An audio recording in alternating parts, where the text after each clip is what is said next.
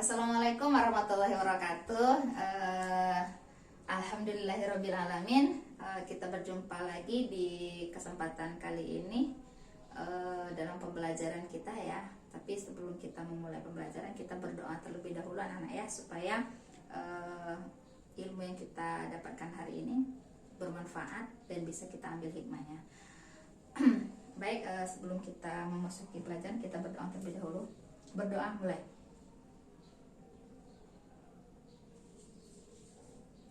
Berdoa selesai.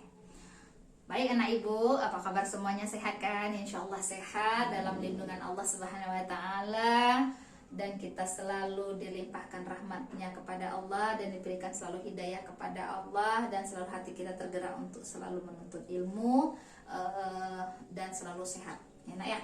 Baik, hadir semua? Insya Allah hadir semua kita ya, hadir semua, nggak ada ya yang sakit izin apa ya, hadir semua ya, Insya Allah hadir semua. Oke.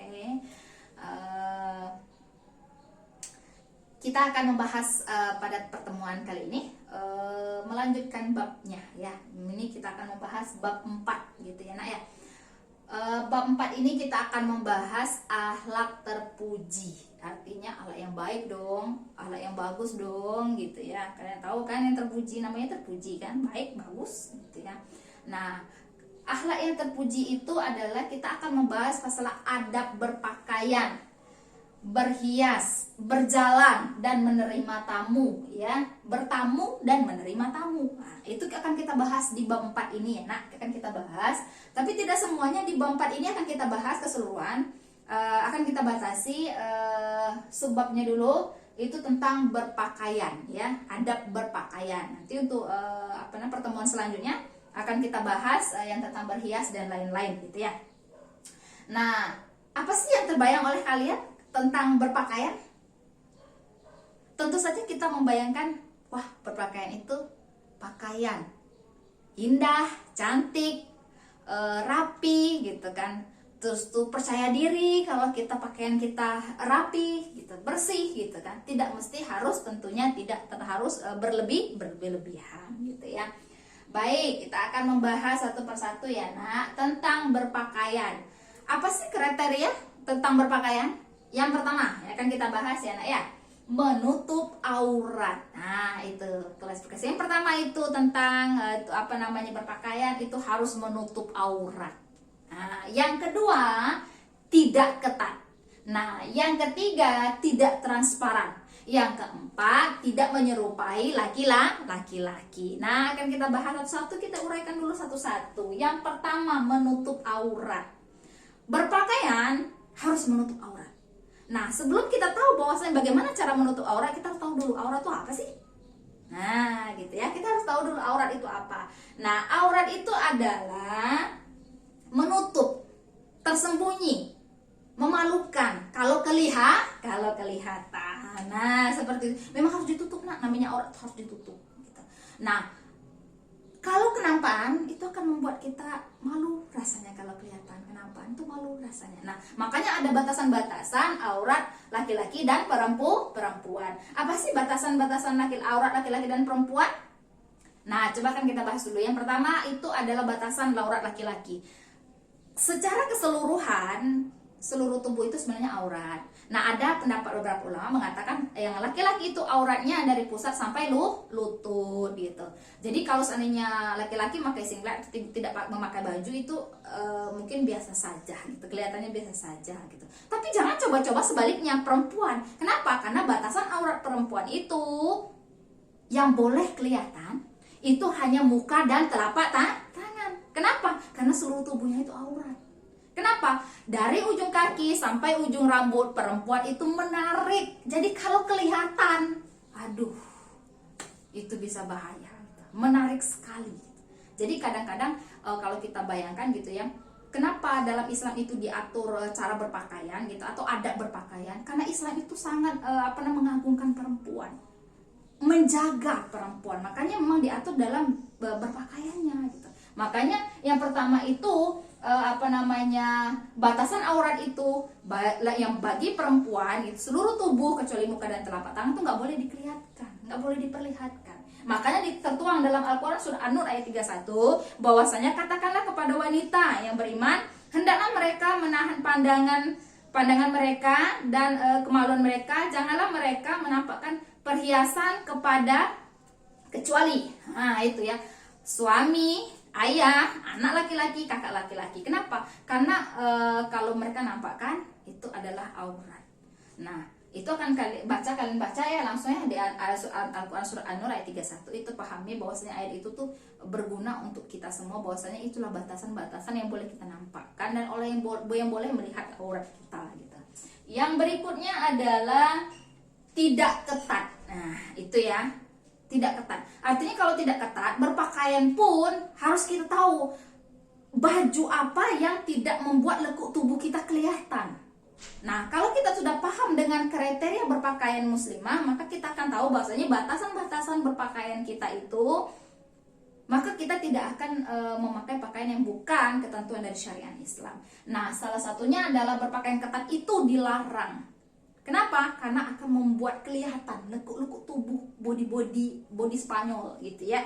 Nah, makanya dalam Islam itu diatur nggak boleh makai seperti itu. Kenapa? Nanti akan kelihatan sesuatu yang tidak boleh dilihat. Kadang-kadang kenapa pelecehan terjadi itu bukan karena ada niat, tapi karena ada kesempatan. Kenapa? Karena ketika terjadi melintas seorang wanita berpakaian ketat, awalnya tidak ada keinginan niatnya untuk berbuat jahat, tapi karena dipancing dengan perempuan lewat sekilas pandang, lewat perempuan berpakaian ketat, maka timbul pikiran-pikiran buruk. Makanya kenapa Islam itu mengatur cara berpakaian seorang muslimah, itu salah satunya adalah untuk melindungi diri seorang perempuan. Ya, terjaga seorang perempuan apabila mereka memakai pakaian muslimah itu dengan sesungguh-sungguhnya, dengan sebenar-benarnya sesuai dengan syariat Islam. Nah, gitu ya. Ya, salah satu dari auratnya itu adalah kita harus menutup hijab kita sampai ke dada kita. Tidak boleh ketat pakaian kita. Yang berikutnya tidak transparan. Itu harus kalian ketahui. Tidak transparan. Kenapa?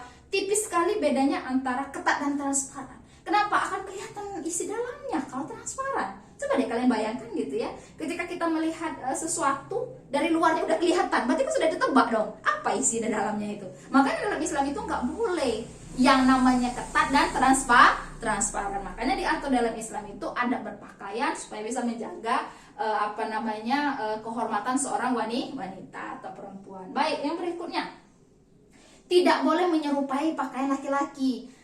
Nah, kita tuh udah ditakdirkan oleh Allah, kalau perempuan ya pakailah baju perempuan. Kalau anak laki-laki, maka berpakaianlah seperti kaum laki-laki. Jangan sekali-kali memakai pakaian perempuan, wahai anak laki-laki. Anak laki-laki, anak perempuan sebaliknya jangan memakai pakaian laki-laki. Nah, salah satunya yang fenomenal gitu ya, celana panjang yang mereknya jeans. Nah, kita ketahui jeans itu aja kita udah bisa membayangkan, wow, jeans gitu ya. Nah, itu ketat. Nah, ketat itu gak boleh dipakai anak perempuan gitu. Nah, kalau lagi ngetrennya celana panjang itu yang pensil, nah itu juga ketat. Nah, gitu. Makanya dalam Islam sudah diatur pakaian muslimah itu harusnya longgar gitu ya. Hijabnya turun sampai ke dada, bukan diikat di leher gitu kan, seperti itu.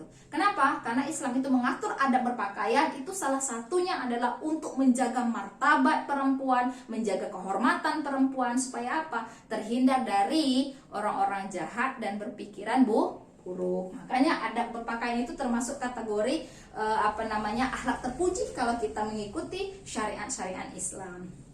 Jadi ibu berharap dapat materi hari ini gitu ya, anak ibu yang soleha gitu ya, yang remaja gitu ya, ketika keluar rumah itu diingat, oh pakaian ini jangan lagi dipakai karena terlalu ketat, khusus untuk adik yang SD. Nah, kalau anak SMA, anak eman nggak mungkin pakai baju kayak begini kan, artinya seperti itu. Kalian sudah tahu gambarannya, oh nggak boleh lagi pakai celana pensil, ini kasih aja sama adik yang SD. Nah, artinya kalian sudah paham kriteria berbusana adab berpakaian itu ada 3, ada 4 ya, ada 4 ya. Yang pertama,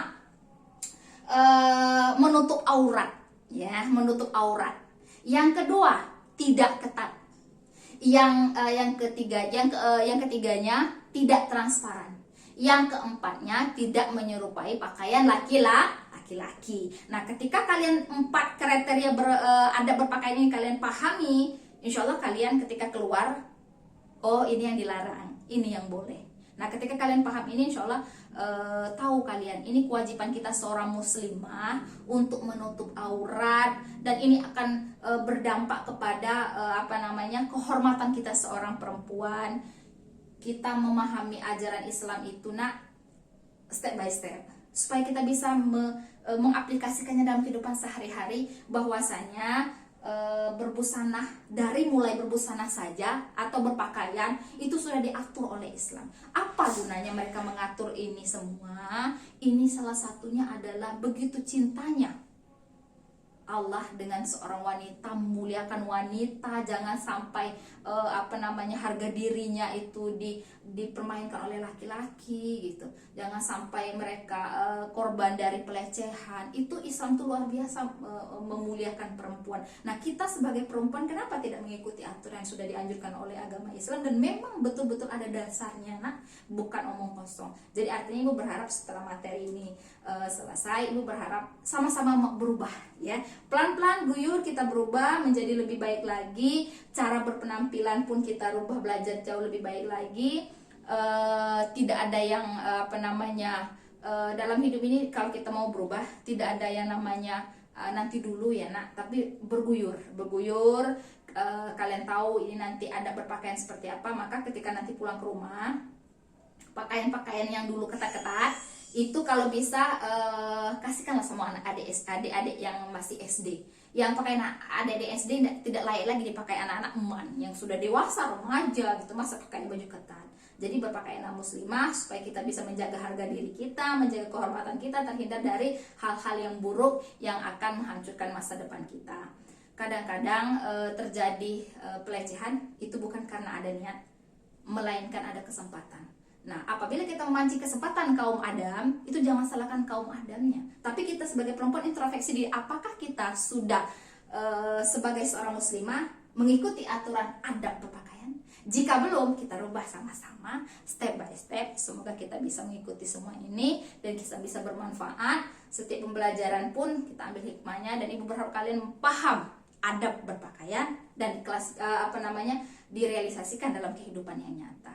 Baik, untuk pembelajaran kali ini Ibu akhiri. Billahi taufiq wal hidayah. Assalamualaikum warahmatullahi wabarakatuh.